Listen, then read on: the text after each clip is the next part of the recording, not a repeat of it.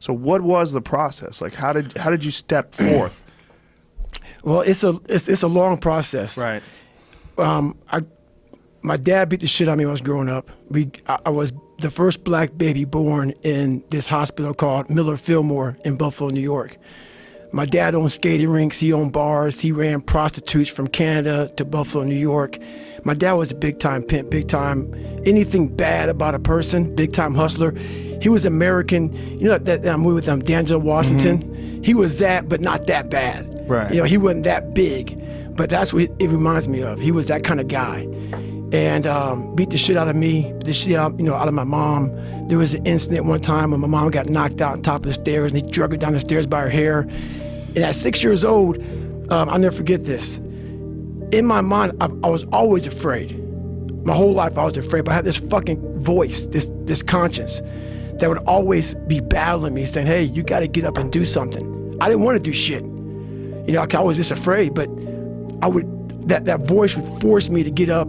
And my dad, I tried to beat him up, whatever, at 6, and I get my ass kicked. So this went on for several years. And I have a big time learning disability because my dad didn't believe in us going to school. So my dad, it was about the business, the skating rink and the bar. So the skating rink opened about 7 o'clock at night.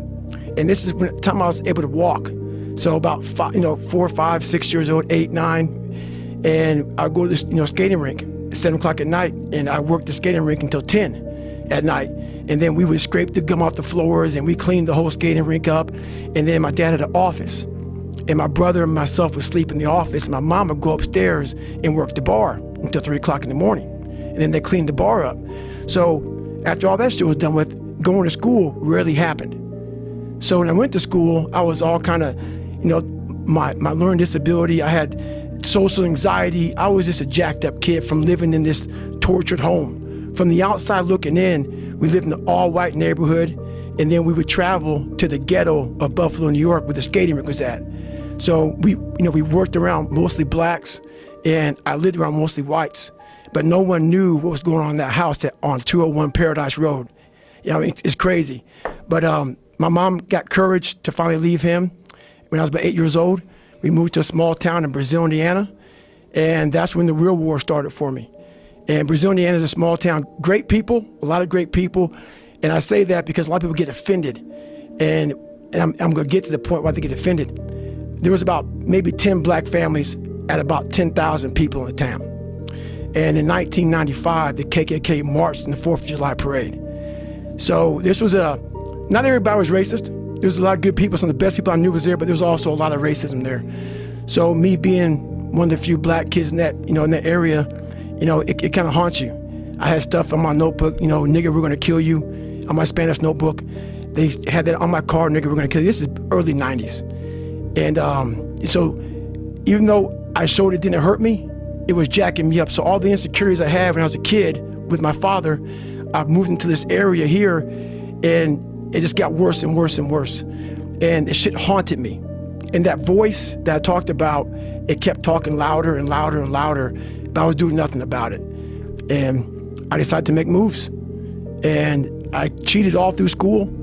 And it's kind of humbling to talk about my stories sometimes, and it's also embarrassing, but it's real. It's who the fuck I am. It's what I am. It's what created me. And copied from the 4th grade to my junior year in high school on every assignment.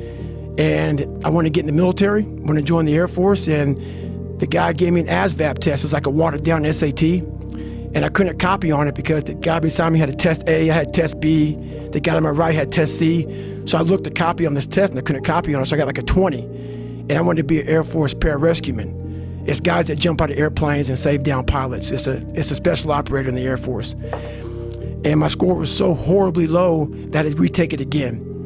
And he said, hey, I got like an 18 the second time, even worse. I need to get a 50 out of a 99. And so my mom and I, for a while, we lived in the government subsidized apartments, $7 a month, and also food stamps. And we slowly moved up to a $230 a month place. But at the time, we were pretty poor. But my mom afforded enough money for me to go to see a tutor one hour a week. So for 4 hours a month, and I had 6 months to study for my last test. I could only take the ASVAB test, the ASVAB test 3 times. And I studied my ass off and passed it. And I got in the Air Force and realized there was more things in front of me. I was afraid of the water, terrified of the water. And I learned how to swim, but what gets everybody in this training, in all special ops training, is the water confidence, where they try to pretty much drown your ass. You know, all of our lives we've been breathing, and they take that from you, and they want to see how comfortable you are in the water. And there's only 1% African Americans in special operations. And I didn't know anything about African, like a lot of them are negative buoyant, which I am, because of the bone density. I struggled. But 6 weeks into the program, there was about 25 guys left out of about 150. I was there, and I didn't go to sleep for 6 weeks of the program. And I wanted to quit so badly, but I quit everything in my life. I copied through school. I wanted to prove people wrong. And so here I am in this Air Force program, starting to get a little more confidence, but this water was kicking my ass. And 6 weeks into the program, the doctor gave me a blood test. It was I have sickle cell trait, not the anemia, but it still killed people.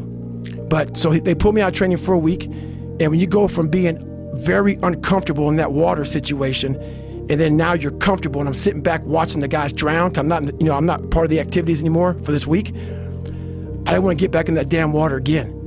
So the fear overcame me, and all my insecurities from my dad, from this small town, from everything started coming back. And even though no one knew how fucked up I was, kind of create this other person who was tough, I lived with this shit all the time. So me not wanting to go back in that water, the doctor called me back up. I thought I was gonna get like a medical kick out of the military. So no quitting for me. They'll kick me out so I can have some pride. The doctor said, no, man, we could put you back in the training.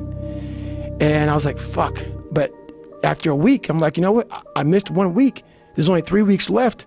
There's a good chance, I could tough this shit out and go on. But I went back to the CO and the commanding officer of the program, and the sergeant said, hey, you got to start from day one, because you missed, that week of training. And I broke.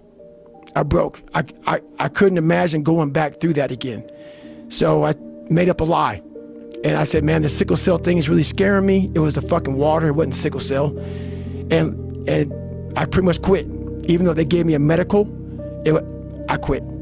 So from the age of 19 to the age of 22, I went and did a job called TAC-P, where you control fast movers behind enemy lines. Cool job, but there's no water.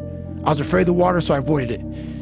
And I gained 125 pounds in that time frame. I went from 175 to almost 300, to 297 was my heaviest. And I started finding things that was comfortable. And the more things I found comfortable, the more uncomfortable my mind was. Because that voice I was telling you about, it always was there.